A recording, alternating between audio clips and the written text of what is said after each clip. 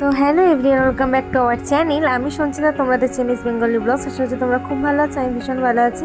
তো দেখতেই পাচ্ছ আমরা হচ্ছে কি আদি বাড়িতে চলে এসেছিলাম। আর কার পাকা কথা বলো তো, সেটা তোমরা গেস করে বলতে হবে। হ্যাঁ, আর এই যে আমার দাদা, আর এর পাকা কথা ছিল, তো তার জন্য আমরা গেছিলাম। আর এই যে দাদা অপেক্ষা করছে ডেট ফাইনাল হওয়ার জন্য। আর আমি বলছিলাম ক বছরের তোদের হচ্ছে কি রিলেশনশিপ, তো দেখো হাত দিয়ে দেখাচ্ছে ক বছরের। তো ও ক বছর বলে বলো তো, তোমাদের গেস করো তো ক বছর বলতে পারে।